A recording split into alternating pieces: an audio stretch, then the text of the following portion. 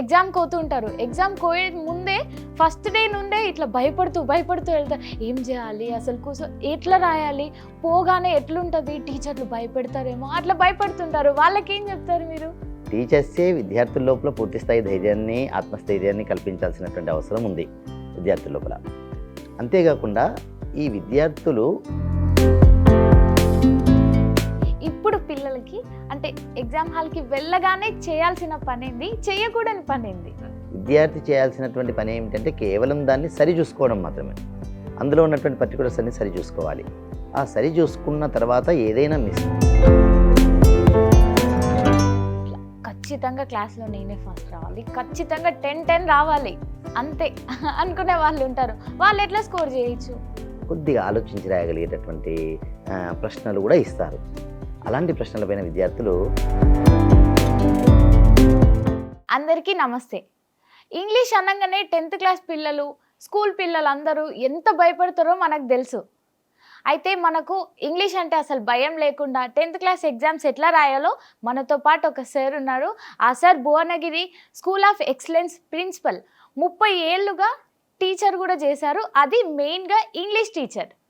అసలు ఎంతమంది విద్యార్థులను చూసి ఉంటారు సార్. సార్ మనతో ఉన్నారు. Hi sir. హాయ్ అమ్మా. సార్ అసలు ఇంగ్లీష్ అనగానే భయపడతారు జనరల్గా పిల్లలు. అట్లా భయపడకుండా 10th క్లాస్ ఎగ్జామ్స్ రాయడం ఎలా? జనరల్గా ఇంగ్లీష్ అనేటటువంటి సబ్జెక్ట్ వచ్చే వరకు చాలామంది విద్యార్థులు దాన్ని ఏదో భూతంలాగా చూస్తూ ఉంటారు. కానీ అది ఒక భ్రమ మాత్రమే నా దృష్టిలో. ఎందుకంటే ఎంతోమంది వందలాది మంది విద్యార్థులు నేను చూసినాను. ఆ సైకలాజికల్ ఫియర్తో విద్యార్థులు దాన్ని అలా ఊహించుకుంటున్నారు తప్ప వాస్తవంగా ఇంగ్లీష్ అనేటటువంటిది ఏమాత్రం డిఫికల్ట్ కాదు. చాలా సులభమైనటువంటి సబ్జెక్ట్ అది. అతి సులభంగా విద్యార్థులు బయటికి రాగలుగుతారు. దాంట్లో ఎలాంటి ప్రాబ్లం లేదు విద్యార్థులకి ఇంగ్లీష్ విషయంలో. దానికి సంబంధించినటువంటి అనేక విషయాలు కూడా మీకు తెలియపరుస్తాను. అట్లా కాకుండా ఇప్పుడు ఎగ్జామ్కి పోతుంటారు. ఎగ్జామ్కి పోయే ముందే ఫస్ట్ డే నుండే ఇట్లా భయపడుతూ వెళ్తారు. ఏం చేయాలి అసలు ఎట్లా రాయాలి, పోగానే ఎట్లుంటుంది, టీచర్లు భయపెడతారేమో అట్లా భయపడుతుంటారు. వాళ్ళకి ఏం చెప్తారు మీరు? ఇప్పుడు ఒక విషయము వాస్తవంగా కూడా టీచర్స్ భయపెడుతున్నారు అనే ఒక మాట మనం అనుకుంటున్నాం. వాస్తవానికి టీచర్స్ అలా భయపెట్టకూడదు విద్యార్థుల్ని. టీచర్సే విద్యార్థుల లోపల పూర్తి స్థాయి ధైర్యాన్ని, ఆత్మస్థైర్యాన్ని కల్పించాల్సినటువంటి అవసరం ఉంది విద్యార్థుల లోపల. అంతేకాకుండా ఈ విద్యార్థులు భయపడకుండా ఉండాలి అంటే యాక్చువల్గా మొదటి నుంచి కూడా ఒక ప్లాన్ ప్రకారం చదువుతూ ఉంటే పిల్లలు చాలా చక్కగా తయారైపోతారు. వాడికి ధైర్యం అనేటటువంటిది ఆటోమేటిక్గా వస్తూ ఉంటుంది. సో 10వ తరగతి అనగానే అదేదో జీవితంలో మొదటో మెట్టు, అది ఏమైనా జరిగితే జీవితంలో ఓడిపోయినట్టుగా ఒక దాన్ని క్రియేట్ చేస్తారు బయట ఉన్నటువంటి సమాజం. కాబట్టి విద్యార్థులు అలా ఫీల్ అవుతూ ఉన్నారు. విద్యార్థులు ప్రశాంతంగా ఎగ్జామినేషన్ హాల్లోకి ఎంటర్ కావాలి. ఏ రకమైనటువంటి గాబరా చెందాల్సిన అక్కర్లేదు. సంవత్సరం అంతా చదివింటారు. టీచర్స్ ఎన్నో టెక్నిక్స్ చెప్పింటారు.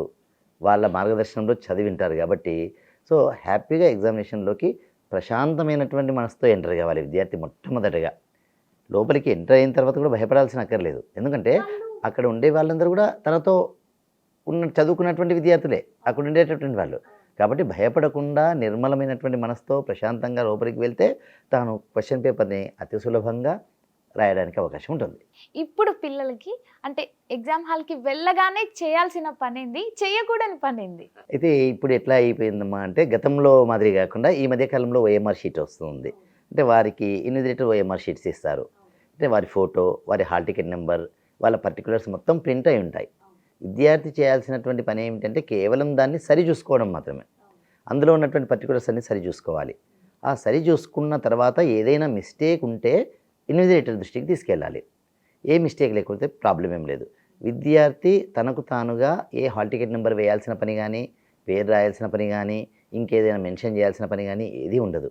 సో కేవలం దాన్ని చెక్ చేసుకోవడము, తర్వాత question paper and answer booklet కొరకు వేచి ఉండడం మాత్రమే చేయాలి. సో అవి మాత్రం చెక్ చేసుకోవాలి. తర్వాత ఆన్సర్ క్వశ్చన్ పేపర్ ఇచ్చిన తర్వాత దాన్ని చదువుకోవడము ఇలాంటి పని చేయాల్సిందే తప్ప ఇంకా ఏ రకమైనటువంటి గాబరా చెందాల్సినటువంటి అవసరం లేదు. ఎట్లుండబోతుంది సార్ ఇప్పుడు ఎగ్జామ్ పేపర్? ఇంగ్లీష్ పేపర్ విషయానికి వస్తే అంటే గతంలో 2 పేపర్లు ఉండేటటువంటివి.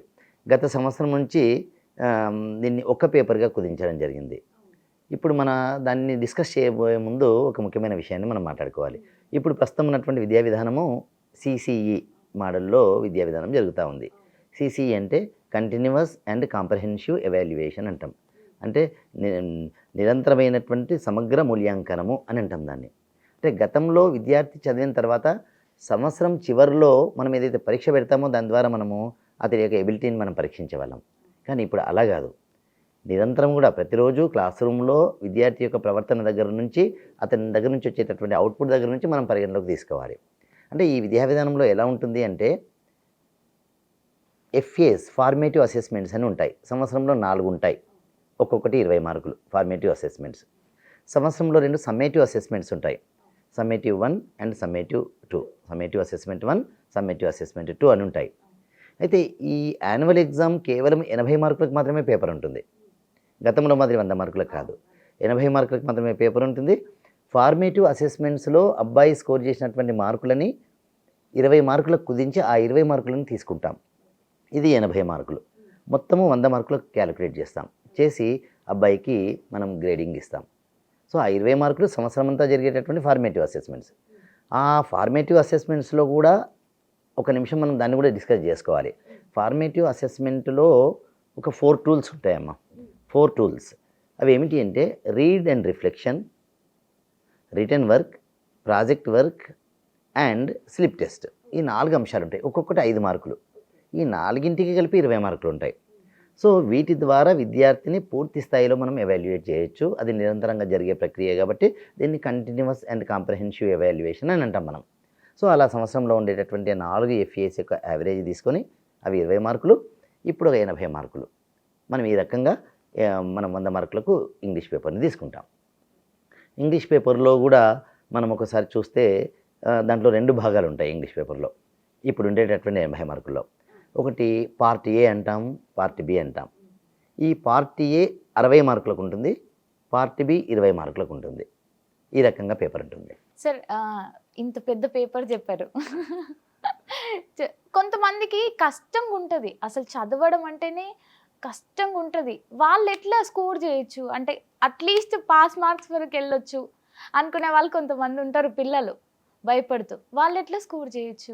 అయితే ఇక్కడ ఒక విషయం, పూర్తి ఏమీ చదవడానికి రాదు వాక్యాలు అని అంటే సమస్యనే అది ఎప్పటికైనా కూడా.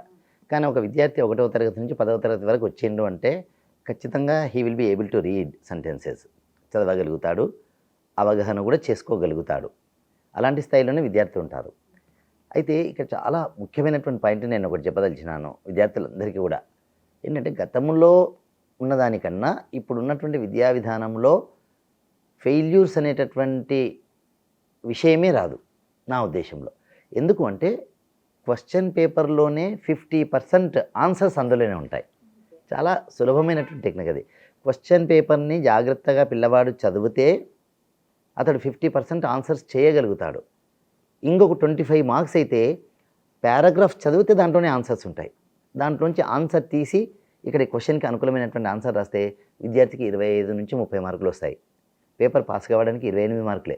ఎందుకంటే 80 మార్కుల పేపర్ కాబట్టి 28 మార్కులు వస్తే పిల్లవాడు పాస్ అవుతాడు. కాబట్టి పాస్ కావడం అనేటటువంటిది సిసిఈ విద్యా విధానంలో చాలా సులభమైనటువంటి ప్రక్రియ. ఈ గైడ్ చేసేటటువంటి టీచర్స్ ఒక్కసారి పిల్లలకి ఈ విధమైనటువంటి ఆత్మస్థైర్యం కల్పిస్తే ప్రతి విద్యార్థి పాస్ అవుతాడు. ఫెయిల్యూర్ అనేటటువంటిది ఇంగ్లీష్ సబ్జెక్టులో ఉండదుగాక ఉండదు నా ఉద్దేశంలో. ఎందుకంటే పిల్లలు చదివినటువంటి టెక్స్ట్ బుక్కుల్లో ఉండేటటువంటి పారాగ్రాఫ్స్ యాజ్ ఇట్ ఈస్గా ఇస్తారు. ఆ పారాగ్రాఫ్స్లోనే ఆన్సర్స్ ఉంటాయి కాబట్టి ఒక్కొక్క పారాగ్రాఫ్కి 12 మార్కులు ఉంటాయి. అలా 2 పారాగ్రాఫ్స్ ఉంటాయి, 24 మార్కులు కేవలం పారాగ్రాఫ్ల్లోనే ఉంటాయి. కాబట్టి దాంట్లో చదివి ఆన్సర్స్ వెతికి రాయడం మాత్రమే. ఇంకా ఈ పారాగ్రాఫ్లో ఒక 2 ముఖ్యమైనటువంటి అంశాలు. క్వశ్చన్స్ కేవలం పారాగ్రాఫ్ పైనే కాకుండా జనరల్ క్వశ్చన్స్ కూడా ఇస్తారు. అంటే ఒకవేళ నీవే ఆ స్థానంలో ఉంటే నీ అభిప్రాయం ఏమిటి అంటాడు. అంటే విద్యార్థి ఏ రకమైనటువంటి ఆన్సర్ రాసినా దానికి 3 మార్కులు వస్తాయి ఒక్కొక్క ప్రశ్నకి. ఆ రకమైనటువంటి ప్రశ్నలు కూడా దాదాపు 3 ఉంటాయి. కాబట్టి కేవలం పిల్లవాడు భయపడాల్సినటువంటి అవసరం లేదు, ఏమాత్రం భయపడాల్సిన అక్కర్లేదు. లెసన్స్ని జాగ్రత్తగా 3 సార్లు చదివి ఏకాగ్రతతో శ్రద్ధతో చదివి ఎగ్జామినేషన్ హాల్కి వెళితే అతడు చాలా హ్యాపీగా 50% మార్క్స్, 80లో 50% మార్క్స్, 40 మార్కులు అతి సులభంగా సునాయాసంగా తెచ్చుకోగలడు. ఆ విధమైనటువంటి క్వశ్చన్ పేపర్ ఉంటుంది. ఇంకా కొంతమంది ఉంటారు ఇట్లా ఖచ్చితంగా క్లాస్లో నేనే ఫస్ట్ రావాలి, ఖచ్చితంగా 10-10 రావాలి, అంతే అనుకునే వాళ్ళు ఉంటారు. వాళ్ళు ఎట్లా స్కోర్ చేయొచ్చు? అయితే సులభమైనటువంటి మార్కులు తెచ్చుకోవడానికి ప్రాబ్లం అస్సలు లేదు. ఈ 10 పాయింట్స్ తెచ్చుకోవాలంటే ఏ పేపర్ అయినా కూడా ఎలా ఉంటుంది అంటే బిలో యావరేజ్ స్టూడెంట్స్‌కి అనుకూలంగా ఉంటుంది. యావరేజ్ స్టూడెంట్స్‌కి అనుకూలంగా ఉంటుంది. కొన్ని కష్టతరమైన ప్రశ్నలు కొద్దిగా కష్టతరమైనవి అంటే విద్యార్థుల మేధస్సుకు మించి ఉండవు. కొద్దిగా ఆలోచించి రాయగలిగేటటువంటి ప్రశ్నలు కూడా ఇస్తారు. అలాంటి ప్రశ్నలపైన విద్యార్థులు కాన్సంట్రేషన్ పెట్టాల్సినటువంటి అవసరం ఉంటుంది. అయితే ఈ మొత్తము ఇంగ్లీష్ సబ్జెక్ట్‌లో విద్యార్థులు ఎక్కువగా అంటే మంచి మంచి విద్యార్థులు కానీ ఏ విద్యార్థి కానీ ఇబ్బందిగా ఫీల్ అయ్యేటటువంటి ప్రశ్నలు ఒక 2, 3 ఉంటాయి. ఒకటి ఎడిటింగ్ పార్ట్ అని ఒకటి ఉంటుంది. అంటే ఒక పారాగ్రాఫ్ ఇస్తాడు. ఆ పారాగ్రాఫ్లో ఒక 5 ప్రశ్నలు 5 వాక్యాలను అండర్లైన్ చేసి ఉంటాడు, నెంబరింగ్ ఇచ్చింటాడు. ఆ వాక్యంలో ఏదో చిన్న పొరపాటు ఉంటుంది. ఆ పొరపాటుని ఐడెంటిఫై చేసి తిరిగి ఆ వాక్యం మళ్ళీ రాయాలి విద్యార్థి. దీని విషయంలో విద్యార్థి ఇబ్బందికి గురవుతూ ఉంటాడు. కానీ ఇది ఏమాత్రం ఇబ్బంది కాదు. ఎందుకు ఇబ్బంది కాదంటే దీనికి 2 టెక్నిక్స్ నేను చెప్తాను. ఈ పారాగ్రాఫ్ అనేటటువంటిది టెక్స్ట్ బుక్ నుంచి వస్తుంది. నెంబర్ 1, మనం ఆల్రెడీ పిల్లవాడు టెక్స్ట్ బుక్ను బాగా చదువుతూ ఉన్నాడు. టెక్స్ట్ బుక్ చదవడం వల్ల ఇందులో ఉండేటటువంటి ఎర్రర్ విద్యార్థికి ఇమ్మీడియట్గా అతని దృష్టికి వచ్చేస్తుంది, సవరించగలుగుతాడు. నెంబర్ 1. నెంబర్ 2, ఇది చేయడానికి విద్యార్థికి ప్రాథమికమైనటువంటి కొంత గ్రిప్ గ్రామర్ పైన ఉంటే, కొంత గ్రిప్ ఉంటే అతి సులభంగా గుర్తుపట్టగలుగుతాడు. చిన్న ఆర్టికల్స్ యొక్క తేడా ఉంటుంది, ప్రొనౌన్స్ పైన ఒక చిన్న తేడా ఉంటుంది, ప్రిపోజిషన్స్ పైన, కంజంక్షన్స్ పైన చిన్న చిన్న తప్పులు ఉంటాయి అక్కడ. అవి కొంత ప్రాక్టీస్ చేస్తే ఎలాంటి విద్యార్థి అయినా, మంచి విద్యార్థులు కావచ్చు, మామూలు విద్యార్థులు కావచ్చు, దీన్ని అతి సులువుగా వీటికి ఆన్సర్ చేయడానికి అవకాశం ఉంటుంది. ఇది బాగా కష్టంగా ఫీల్ అయ్యేటటువంటి ప్రశ్న నేను చెప్పేటటువంటిది. కానీ అతి సులభంగా చేయొచ్చు.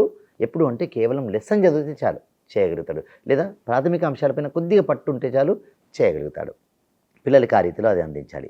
ఇదొక ప్రశ్న. రెండవది పిల్లలు ఒక సింథసిస్ అని, అంటే కొన్ని సెంటెన్సెస్ అండర్లైన్ చేయబడి ఉంటాయి ఒక ప్యాసేజ్లో. వాటిని రకరకాల కంజంక్షన్స్ ఉపయోగించి వాటిని మళ్ళీ కలిపి రాయడము, మార్చి రాయడం ఇలాంటివి ఉంటాయి. కొద్దిపాటి ఇబ్బంది అక్కడ గురవుతూ ఉంటారు విద్యార్థులు. ఎందుకంటే దాంట్లో యాక్టివ్ అండ్ ప్యాసివ్ వాయిస్ అని అడుగుతూ ఉంటారు, డైరెక్ట్ అండ్ ఇండైరెక్ట్ స్పీచ్ అడుగుతూ ఉంటారు, డిగ్రీస్ ఆఫ్ కంపారిజన్ అడుగుతూ ఉంటారు. ఇలాంటి అంశాలు ఉంటాయి. దానికి కూడా కొంతపాటి ప్రాక్టీస్ చేసుకుంటే అది ఎలాంటి ఇబ్బంది కాదు. ఇంకా ఒక 3వ అంశము మేజర్ డిస్కోర్సెస్ అని ఉంటాయి. డిస్కోర్స్ రైటింగ్ అని ఉంటుంది. 10 మార్కుల ప్రశ్న అది. ఈ డిస్కోర్స్ రైటింగ్ను కూడా చక్కగా రాస్తే ఏ విద్యార్థి అయినా సరే, అంటే దాని లేఅవుట్ ఏమిటి, దానికి ఉండేటటువంటి లక్షణాలు ఏమిటి, ఏమేమి మనం రాయగలగాలి అని మనం అది తెలుసుకొని కేవలం ఆ ఫార్మాట్లో మనం చక్కగా రాయగలిగితే 10 పాయింట్స్ తెచ్చుకోవడము అత్యంత సులభం. 10 పాయింట్స్ తెచ్చుకోవడం ఆ రకంగా ఉంటుంది. ఇంగ్లీష్ అనగానే క్వశ్చన్స్ ఎంత ఇంపార్టెంటో గ్రామర్ అంత ఇంపార్టెంట్. గ్రామర్ ఈజీగా ఏమన్నా నేర్చుకునే ట్రిక్స్ ఉంటాయా సార్? గ్రామర్ ఈజీగా ట్రిక్స్ అంటే ఇప్పుడు నేను 2 భాగాలని చెప్పినాను, part A and part B. Part ఏలో కొంత గ్రామర్ పాయింట్స్ ఉన్నాయి. ఇప్పుడు నేను చెప్పినటువంటి ఇంతకుముందు డిస్కస్ చేసినటువంటి అనేక అంశాలు, వాక్యాలను మార్చి రాయడము, transformation of sentences, synthesis of sentences అనేవైతేనో అది గ్రామర్కి సంబంధించినటువంటిది. పార్ట్ బిలో కూడా 2 అంశాలు ఉన్నాయి. పార్ట్ బిలో ఉండేటటువంటి అంశాల్లో ఒక ప్రధానమైన గ్రామర్ అంశం ఏంటంటే క్లోజ్ టెస్ట్ అని ఉంటుంది ఒకటి. క్లోజ్ టెస్ట్ అంటే విద్యార్థులు చాలా జాగ్రత్తగా గుర్తుపెట్టుకోవాల్సినటువంటి అంశం. ఇది కేవలం 9వ తరగతి 10వ తరగతికి మాత్రమే సంబంధించింది కాదు. ఇక్కడ క్లోజ్ టెస్ట్ అంటే CLOZDA cloze, not CLOSE. CLOZDA cloze. Cloze test అంటే a test where we have multiple options for filling a blank. ఒక బ్లాంక్ ఇచ్చింటాడు, ఆ బ్లాంక్కు 4 ఆప్షన్స్ ఇస్తాడు. ఈ 4 ఆప్షన్స్లో సరైన ఆప్షన్ ఎంచుకొని రాయాలి. ఇంకొక బ్లాంక్కి 4 ఆప్షన్స్ ఇచ్చింటాడు, అలా 5 బ్లాంక్స్ ఉంటాయి. దీన్ని క్లోజ్ టెస్ట్ అంటాం. ఈ క్లోజ్ టెస్ట్ అనేటటువంటిది ఆల్ ఇండియా లెవెల్ కాంపిటేటివ్ ఎగ్జామ్స్లో, ప్రతి రాష్ట్ర స్థాయి కాంపిటేటివ్ ఎగ్జామ్, రకరకాల కాంపిటేటివ్ ఎగ్జామ్స్లో 10 మార్కుల ప్రశ్న ఇది. అయితే ఇది మొదటి నుంచే పిల్లలు చేసుకోవడానికి ఒక్కటే నేను ప్రతి విద్యార్థికి నేను చెప్పదలిచేది, మ్యాక్సిమం చక్కటి రీడింగ్ హ్యాబిట్ ఉన్నటువంటి పిల్లవాడు గ్రామర్ బేస్ లేకున్నా కూడా ఆటోమేటిక్గా అనేక వాక్యాలను సవరించగలుగుతాడు. ఎక్కడెక్కడ ఎలాంటి అప్రాప్రియేట్ వర్డ్ వాడాలి, ఏ సందర్భంలో వాడాలి అనేటటువంటిది అబ్బాయికి తెలిసిపోతుంది. ప్రాథమికమైనటువంటి గ్రామర్ బేస్ అవసరమే, కానీ వైడ్ రీడింగ్ ఏదైతే ఉంటుందో, ఏదైతే అలవాటు ఉంటుందో దానివల్ల విద్యార్థి అతి సులభంగా ఇలాంటి క్లోజ్ టెస్ట్ గ్రామర్ పాయింట్స్ని చేయగలుగుతాడు. అక్కడ నేను చెప్పినటువంటి సింథసిస్, ట్రాన్స్ఫర్మేషన్ ఆఫ్ సెంటెన్సెస్ ఏవైతే ఉన్నాయో వాటిని ఒక్కసారి ప్రాక్టీస్ చేసుకుంటే టీచర్స్ యొక్క మార్గదర్శనంలో వాటిని కూడా అతి సులువుగా చేసుకుంటాడు. కానీ ఇవన్నీ చేసేటప్పుడు టీచర్లు విద్యార్థులకి ఇదేదో భయము, గ్రామర్ నేర్చుకోవాలి, అది నేర్చుకోకపోతే మీరు ఏమీ సాధించలేరు అనే అనవసరమైనటువంటి భయాన్ని కల్పించకూడదు. ఒక్కటి నా ఉద్దేశంలో, టు బీ ఫ్రాంక్, తెలుగు భాష కన్నా ఇంగ్లీష్ భాష నేర్చుకోవడం చాలా సులభం, చాలా సులభం. కానీ అది అందరూ టీచర్స్, విద్యార్థులు అందరూ మర్చిపోయి దాన్ని ఆ రకంగా చూడడం వల్ల అది సైకలాజికల్గా భయాన్ని కలిగిస్తుంది తప్ప, కానీ వాస్తవంగా అతి సులభమైనటువంటిది. ఫండమెంటల్స్ నేర్చుకుంటే అతి సులువుగా గ్రామాన్ని సాధించగలుగుతారు. అది ఏమాత్రం డిఫికల్ట్ కాదు, కష్టతరం కానే కాదు. చాలా పెద్ద పేపర్ చెప్పినట్టే నాకు అనిపిస్తుంది. పాపం పిల్లలు వాళ్ళు టైం ఎంత ఇస్తారు సార్? టైము 3 గంటల సమయం ఉంటుందమ్మా. 80 మార్కుల ప్రశ్నలు. ఈ 60 మార్క్స్ పార్ట్ ఏ భాగానికి 2.5 గంటల సమయం ఉంటుంది. పార్ట్ బికి ఒక హాఫ్ అన్ అవర్ టైం ఉంటుంది. పార్ట్ ఏ మొత్తము వాళ్ళకి ఇచ్చినటువంటి ఆన్సర్ బుక్లెట్లోనే ఆన్సర్స్ రాయాలి. పార్ట్ బి మాత్రము అదే క్వశ్చన్ పేపర్లోనే రాసేసి ఈ మెయిన్ ఆన్సర్ బుక్లెట్కి టై చేయాల్సినటువంటి అవసరం ఉంటుంది. విద్యార్థులకి పేపర్ లెంగ్తీగా కనిపిస్తూ ఉంది, కానీ నేను మళ్ళీ ఒకసారి విద్యార్థులందరికీ తెలియపరిచేటటువంటిది ఏమిటంటే, పారాగ్రాఫ్ని విద్యార్థి 1కి 2 సార్లు చదవాలి. ఆల్రెడీ చదివింటాడు, సంవత్సరం అంతా ఒక 3 నుంచి 4 సార్లు చాలా ఏకాగ్రతతో చదివింటాడు. కనీసం 4 సార్లు ప్రతి విద్యార్థి చదవాలి. ఇది ప్రతి విద్యార్థి గుర్తుపెట్టుకోవాల్సినటువంటి విషయం. ఎందుకు ఈ మాట అంటా ఉన్నానంటే, ప్రతి యూనిట్లో ఏబిసి అనేటటువంటి 3 రీడింగ్స్ ఉంటాయి. A reading, B reading, C reading అని. ఫస్ట్ క్వశ్చనే ఏ రీడింగ్ నుంచి వస్తుంది. 8 యూనిట్లు ఉన్నాయి. ఆ 8 యూనిట్లలో ఏ రీడింగ్ నుంచే ఫస్ట్ క్వశ్చన్ వస్తుంది. అంటే ఫస్ట్ ప్యాసేజ్ ఇస్తారు. 8 యూనిట్లలోంచి ఏ రీడింగ్లోంచి ఫస్ట్ ప్యాసేజ్ ఇస్తారు. 4 ప్రశ్నలు ఉంటాయి. ఒక్కొక్క ప్రశ్నకు 3 మార్కులు, 12 మార్క్స్ ఉంటాయి. అంటే ఆ ప్రశ్న చదివిన తర్వాత ఆన్సర్ని ఈజీగా ఐడెంటిఫై చేయగలుగుతాడు, ఆల్రెడీ పరిచయం ఉన్నటువంటి పారాగ్రాఫే కాబట్టి. కాకపోతే విద్యార్థి గుర్తుపెట్టుకోవాల్సినటువంటిది ఏమిటంటే, ఒక 3 వాక్యాల్లో ఆన్సర్ రాయాలి. ఎందుకంటే 3 మార్కులు ఇస్తున్నారు కాబట్టి కనీసం 3 మార్కుల్లో ఆన్సర్ రాయాలి. కాబట్టి ప్యాసేజెస్ పెద్దగా అనిపిస్తాయి, కానీ పరిచయం ఉన్న పారాగ్రాఫ్లు కాబట్టి విద్యార్థికి ఏమాత్రం కష్టం ఉండదు.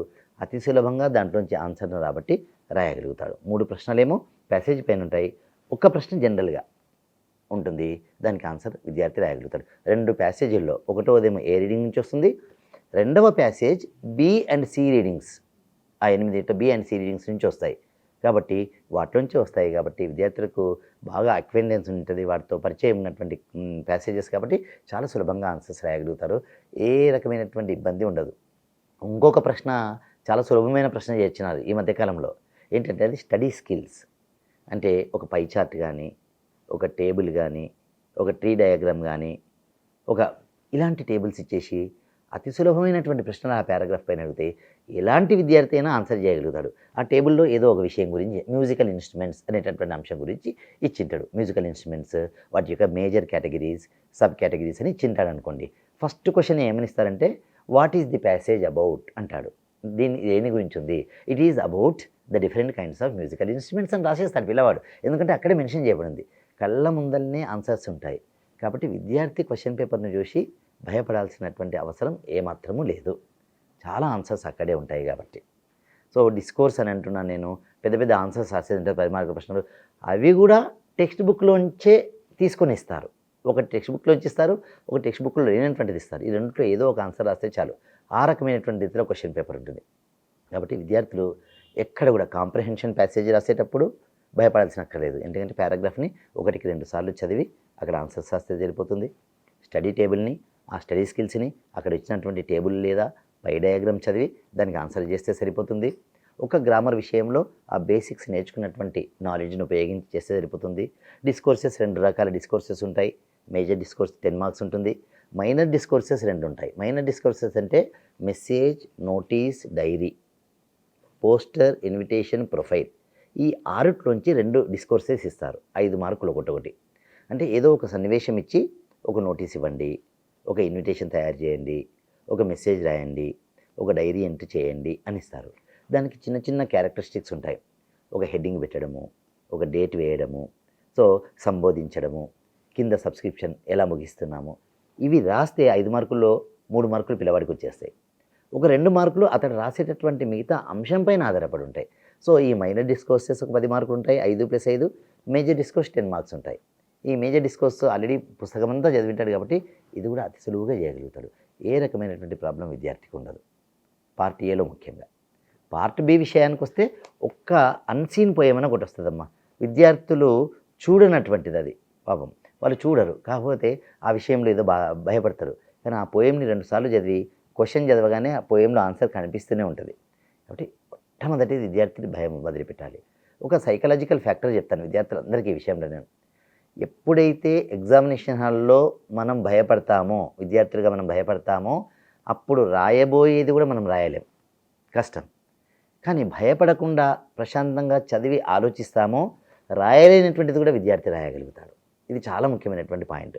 కాబట్టి ఎంత కూల్గా మనం ఉంటే అంత ఎక్కువ మనం ప్రజెంట్ చేయడానికి అవకాశం ఉంటుంది. పేపర్ వాల్యుయేషన్లో కూడా ఎలా ఉంటుంది పరిస్థితి అంటే, విద్యార్థి కనీసం కనెక్టెడ్ ఆన్సర్, రిలేటెడ్ ఆన్సర్ రాస్తే చాలు మార్కులు వేయడానికి ఎగ్జామినర్ సిద్ధంగా ఉంటాడు. ఓసారి అలాంటి పరిస్థితి ఉంటుంది. కాబట్టి విద్యార్థులు ఎవ్వరూ కూడా గాబరా చెందాల్సిన అక్కర్లేదు. ఖచ్చితంగా దాన్ని జాగ్రత్తగా చదివి నిర్మలంగా ఆలోచించి ఆన్సర్ రాస్తే డిఫికల్ట్ ఉన్నా దానికి తాను ఆలోచించినటువంటి ఆన్సర్ రాయడానికి అవకాశం ఉంటుంది.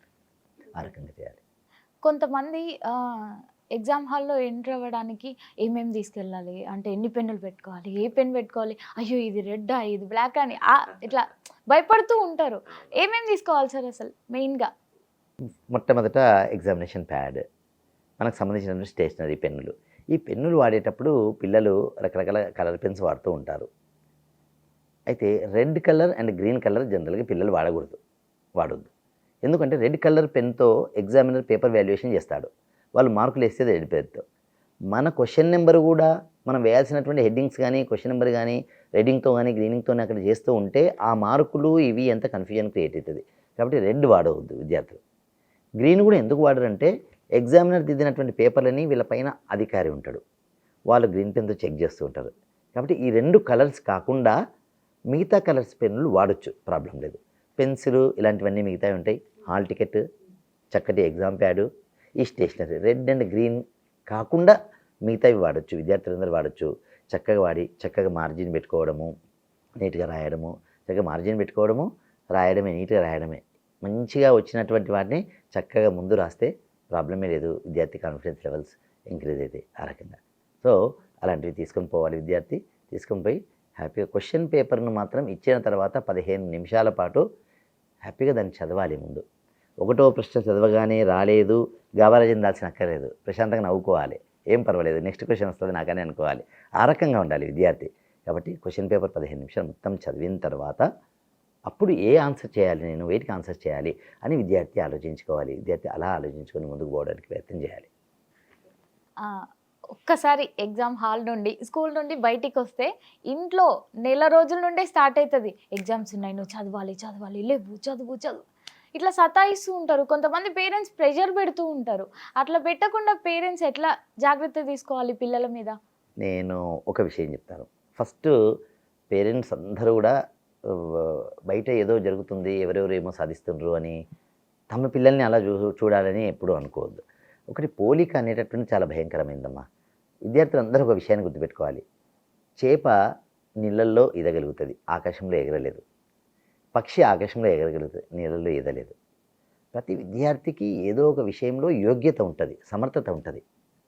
వీళ్ళు అనుకున్నట్టుగా అన్ని సబ్జెక్ట్స్లో నా కుమారుడు లేదా నా కుమార్తె టాప్లో ఉండాలి అని పేరెంట్స్ ఎప్పుడూ భావించకూడదు.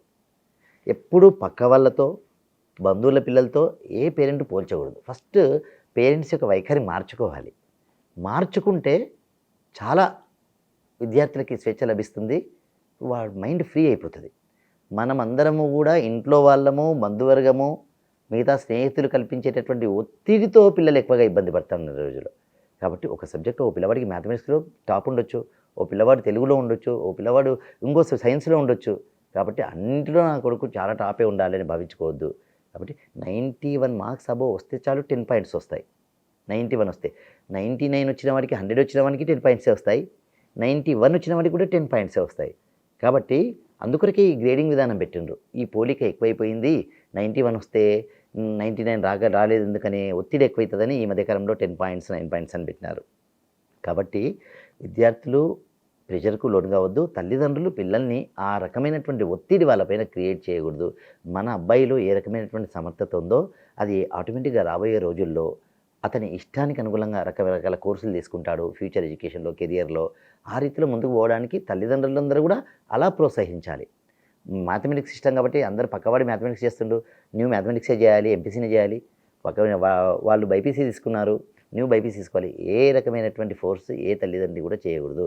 తల్లిదండ్రులు అందరూ కూడా వాళ్ళ ఆలోచన సరిది మార్చుకోవాల్సినటువంటి సమయము చాలా ఆసన్నమైంది. విద్యార్థులకి కొంత స్వేచ్ఛ ఇవ్వాలి. వాళ్ళకి ఏ సబ్జెక్ట్ ఇష్టమో ఆ సబ్జెక్ట్ పైనే ముందుకు పోవడానికి మనం ప్రేరణ కలిగించాలి. తల్లిదండ్రులు ఆ రకమైనటువంటి స్వేచ్ఛను కల్పిస్తే విద్యార్థి ఇంకా ఎక్కువ ముందుకు పోవడానికి అవకాశం ఉంటుంది. అది నా అభిప్రాయం. చిన్నప్పటి నుంచి వింటూ ఉంటాం, అంటే టీచర్ భయపెడితేనే సబ్జెక్ట్ వస్తుంది అని వింటూ ఉంటాం. కానీ ఇప్పుడు అంటే 10 డేస్లో ఎగ్జామ్ ఉంది అన్నప్పుడు ఎట్లుండాలి విద్యార్థులతో టీచర్? నేను అంటే ఇది ఎట్లా ఉంటుందమ్మా అంటే ఎగ్జామినేషన్ సమయంలోనే కాకుండా ఏ విద్యార్థి అయినా ఏ టీచర్ అయినా ఇదంతా ఒక నిరంతరంగా జరుగుతుండాలి. మనం మొట్టమొదటి అనుకున్నాం కంటిన్యూస్ అండ్ కాంప్రహెన్సివ్ ఎవాల్యుయేషన్ అనుకున్నాం. నిరంతరంగా ఒక ప్లాన్ ప్రకారము పకడ్బందీగా జరగాలి. కాకపోతే చాలా సందర్భాల్లో ఏమవుతుందంటే హాల్ టికెట్స్ వచ్చిన తర్వాత వీళ్ళ లోపల ఆ వాతావరణం క్రియేట్ అవుతుంది. అది కొద్దిగా విద్యార్థులందరూ కూడా మొదటి నుంచే ప్లాన్డ్గా చదవడం మొదలు పెడితే, అంటే తీవ్రంగా చదవాల్సిన అక్కర్లేదు. ఎప్పుడు కూడా ఏ విద్యార్థి కూడా అలా చదవద్దు. ఎప్పుడూ కంటిన్యూగా నిద్రపోవాలి ప్రతి విద్యార్థి. 8 గంటలు నిద్రపోవాలి ప్రతి విద్యార్థి. 8 గంటలే చదవాలి విద్యార్థి, ఎక్కువ అక్కర్లేదు. 8 గంటలు చదివితే చాలు. మొదటి నుంచి 8 గంటలు నిద్రపోతే మిగతా 8 గంటలు తనకి ఇష్టమైనటువంటి పని చేసుకోవచ్చు. మొబైల్స్తో ఆడడం తప్ప అలాంటి పని చేయకూడదు మళ్ళీ. ఎందుకంటే మనల్ని ఇబ్బంది కలిగించే అంశాల దగ్గరికి పిల్లవాడు పోవద్దు. అది పేరెంట్స్ సూపర్వైజ్ చేయాలి, గురువులు సూపర్వైజ్ చేయాలి. స్నేహితుల దృష్టికి వస్తే వాళ్ళు కూడా, ఎవరైనా పెద్దవాళ్ళ దృష్టికి వస్తే వాళ్ళు చెప్పాలి. అయితే వాళ్ళకు అవసరమైనటువంటివి వాడుకోవచ్చు. మొబైల్లో ప్రపంచమంతా ఉంది. దాన్ని మనం అవాయిడ్ చేయలేము ఈ రోజుల్లో. దాన్ని వాడాల్సిందే, ప్రతి విద్యార్థి వాడాల్సిందే. ఎందుకంటే ఈ అభివృద్ధి వైపు మనం అందరం పోతూ ఉన్నాం. దాంట్లో ఉన్న టెక్నాలజీ అంతా మనం తీసుకోవాల్సిందే, మనం వాడుకోవాల్సిందే. కాకపోతే చదువుకునేటటువంటి ఏజ్ కాబట్టి దాంట్లో మంచి కొరకు మాత్రమే దాన్ని స్వీకరించాలి. మొదటి నుంచే ఒక ప్లాన్డ్గా మనము రెగ్యులర్గా చేసుకుంటూ పోతే మనం చివరికి ఈజీగా. కాకపోతే చివరి క్షణంలో ప్రిపరేషన్ మొదలుపెట్టడం వల్ల ఒత్తిడికి గురవుతూ ఉన్నారు. టీచర్స్ కూడా విద్యార్థులకి చివరి క్షణంలో ఒత్తిడి కల్పించకుండా మొదటి నుంచే కొంత భాగము వాళ్ళకి అందిస్తూ ఏ రకంగా ప్లాన్గా ఉండాలి అనేటటువంటిది మొదటి నుంచి టీచర్స్ కల్పించాల్సినటువంటి బాధ్యత టీచర్స్ పైన ఉంది. అలా ఉంటే చివరి క్షణంలో పిల్లలపైన ఎక్కువ ఒత్తిడి ఉండకుండానే మనం చూసుకోవాలి. అనుకోకుండా ఎవరైనా విద్యార్థులు ఉంటారనుకోండి, వాళ్ళకి మనము భయపెట్టొద్దు, వాళ్ళని తిట్టొద్దు, బెదిరించొద్దు. ఒక్కొక్కసారి సెన్సిటివ్ విద్యార్థులు వాళ్ళు హర్ట్ అయిపోతారు, వాళ్ళు అనుకున్నది కూడా రాయలేరు ఆ రీతిలో. కాబట్టి ఎక్కువ బాధ్యత టీచర్స్ పైన ఉంటుంది. విద్యార్థులు ఏ రకమైన విద్యార్థి ఎలా ఉన్నాడో చూసి వాళ్ళకి ఆ రీతిలో మనం గైడెన్స్ చేయాల్సినటువంటి అవసరం ఉంది. అది మొదటి నుంచి ప్లాన్డ్గా జరిగితే చాలా బాగుంటుంది. టీచర్స్ వాళ్ళతో చాలా ఫ్రెండ్లీగా బిహేవ్ చేస్తే ఎక్కువ పిల్లవాడు గొప్పగా ముందుకు రాణించడానికి అవకాశం ఉంటుంది. ఓకే, ఒక్కసారి పేపర్ చూపిస్తారా సార్? ఇది గత సంవత్సరం వచ్చినటువంటి పేపర్. ఇది మొత్తము పార్ట్ ఏ. ఇది కేవలం పార్ట్ ఏ. నేను అన్నట్టుగా పార్ట్ ఏ, పార్ట్ బి 2 భాగాలు ఉంటుంది. Part A 60 marks, part B 20 marks ఉంటుంది. ఈ పార్ట్ ఏలోంచే కాంప్రహెన్షన్ ప్యాసేజ్ వస్తాయి. అంటే 2 పారాగ్రాఫ్స్ వస్తాయి. 12 + 12 మార్క్స్ 2 పారాగ్రాఫ్స్ వస్తాయి. అయిన తర్వాత దీంట్లోనే స్టడీ స్కిల్స్కి సంబంధించినటువంటి టేబుల్ కూడా ఉంటుంది. స్టడీ స్కిల్స్కి సంబంధించి చాలా సులభమైనటువంటి, ఇక్కడ మీకు కనిపిస్తుంది మ్యూజికల్ ఇన్స్ట్రుమెంట్స్ అన్నాడు. Musical instruments, major categories, minor sub categories అని ఉన్నాయి. అంటే ఫస్ట్ క్వశ్చన్ అదే ఉంది చూడండి, what is the table about అన్నది. టేబుల్ దేని గురించి ఉంది అన్నారు. Musical instruments and its categories అని రాస్తే విద్యార్థికి 3 మార్కులు వస్తాయి, 2 మార్కులు వస్తాయి. సో ఆ రకమైనటువంటి ప్యాసేజెస్ ఉంటాయి. ఇంకా తర్వాత ఒక పారాగ్రాఫ్ ఇచ్చి దాంట్లో కొన్ని సెంటెన్సెస్ అండర్లైన్ చేసినారు. వాటిపైన కొన్ని గ్రామర్ ఐటమ్స్ అడుగుతారు విద్యార్థుల్ని. సో వాయిస్ కావచ్చు, స్పీచ్ కావచ్చు, క్వశ్చన్ ట్యాగ్ కావచ్చు, సో ఇఫ్ సంబంధించినటువంటి కండిషన్ క్లాస్ కావచ్చు. సో ఇక్కడ వచ్చేసి డిస్కోర్సెస్, మేజర్ డిస్కోర్స్ అంటే రైటింగ్ పార్ట్. అంటే ఒక కన్వర్జేషన్ రాయడము, ఒక ఇంటర్వ్యూ రాయడము, సో ఒక డిస్క్రిప్షన్ రాయడము, ఈ రకమైనటువంటి అంశాలు ఇక్కడ ఉంటాయి. సో అది 10 మార్కులు ఉంటుంది. టెక్స్ట్ బుక్లో ఉన్నటువంటి అంశంపైనే ఆ ప్రశ్న ఉంటుంది. కాబట్టి ఆ లెసన్ గురించి అవగాహన ఉంటే పిల్లవాడు చాలా సులభంగా ఆ 10 మార్కులు తెచ్చుకోగలుగుతాడు. 10 వాక్యాలు రాస్తే 10 మార్కులు వచ్చేస్తాయి. దాని కింద 2 ప్రశ్నలు ఉన్నాయి, 5 మార్కులవి. వీటిని మైనర్ డిస్కోర్సెస్ అంటాం. మైనర్ డిస్కోర్సెస్ అంటే ఇంతకుముందు నేను చెప్పినట్టుగా message, notice, diary, so poster, profile, invitation, వీటికి సంబంధించినటువంటి చాలా సింపుల్గా ఆ ఫార్మాట్ రాయడము, ఆ టైటిల్స్ రాయడము, డేట్స్ వేయడము, ఆ అతిథుల పేర్లు రాయడము, ఆ సమయం రాయడము, వెన్యూ రాయడము, ఇలాంటి అంశాలని చాలా సులభంగా టీచర్ ఒక మోడల్ చెప్తే చాలు, విద్యార్థి ఒక మోడల్ ప్రాక్టీస్ చేసుకున్నారంటే 5 మార్కులు వాళ్ళ సొంతం. మ్యాథమెటిక్స్లో ఏ రకంగా 100కి 100 మార్కులు వస్తాయో ఇంగ్లీష్లో కూడా 100కి 100 మార్కులు తెచ్చుకునేటటువంటి రోజులు వచ్చేసినాయి. 99 మార్కులు కూడా గత సంవత్సరం ఒక విద్యార్థికి వచ్చాయి, 99 మార్కులు. కాబట్టి విద్యార్థులకి పూర్తి స్థాయిలో మార్కులు వస్తాయి. వాటి కొద్దిగా జాగ్రత్తగా రాస్తే చాలు. ఇదంతా కూడా పార్ట్ ఏ 60 మార్కులు, కంప్లీట్గా 60 మార్క్స్. ఇంకా పార్ట్ బి మన దగ్గర లేదు, ఎందుకంటే దాన్ని పిల్లలే దానికి ఆన్సర్ రాసేసి దానికే టై చేసి ఇచ్చేస్తారు కాబట్టి అది ప్రస్తుతం నా దగ్గర అందుబాటులో లేదు. అది 20 మార్కుల ప్రశ్న. దాంట్లో ఒక అన్సీన్ పోయం ఉంటుంది 5 మార్కులు, ఒక క్లోజ్ టెస్ట్ ఉంటుంది ఇంతకుముందు నేను చెప్పినట్టుగా, అయిన తర్వాత ఒక ఎడిటింగ్ ప్యాసేజ్ ఉంటుంది, అయిన తర్వాత పుస్తకంలోంచి ఒక పారాగ్రాఫ్ ఇచ్చేసి ఒక 5 పదాలను అండర్లైన్ చేస్తాడు. ఒక పదానికి సినానిమ్ అడుగుతాడు, ఒకదానికి యాంటనిమ్ అడుగుతాడు, ఒకదానికి రైట్ ఫామ్ అడుగుతాడు, ఒకదానికి రైట్ వర్డ్ అడుగుతాడు, ఒకదానికి కరెక్ట్ ఫామ్ అడుగుతాడు. ఇలా చాలా సులభమైనటువంటి ప్యాసేజ్ ఉంటుంది, అది టెక్స్ట్ బుక్లోంచే ఉంటుంది. సో 20 మార్కులు పార్ట్ బి, 60 మార్కులు విధానంలో. చాలా చాలా సులభమైనటువంటిది. సిసి విద్యా విధానంలో ఏ విద్యార్థి ఎట్టి పరిస్థితుల్లో ఫెయిల్ కాడు. ఇది నా అనుభవంతో నేను చెప్తున్నటువంటిది. ఏ విద్యార్థి ఫెయిల్ కాడు. కావాల్సింది ఏమిటి అంటే విద్యార్థి కూల్గా ఆలోచించి జస్ట్ ప్రొసీడ్ అయితే చాలు. చూసినాం కదా, ఇంగ్లీష్ ఎగ్జామ్ ఇట్లా చిటికలో రాసేయచ్చు, కానీ 3 గంటలు రాయాలి exam. Sir thank you so much sir. Venkateswara Reddy sir మనతో చాలా విషయాలు పంచుకున్నారు, చాలా ఈజీగా ట్రిక్స్ చెప్పారు. అంటే ఎట్లా రాయాలి, ఏం భయపడకండి, ఎగ్జామ్ హాల్కి పోయేటప్పుడు భయపడకండి. ముఖ్యంగా పేరెంట్స్ అస్సలు ప్రెజర్ చేయకండి. రాయని ఎట్లా రాస్తే అట్లా రాస్తారు, మంచిగానే రాస్తారు పోయి. అందరికీ ఆల్ ది బెస్ట్, బాయ్.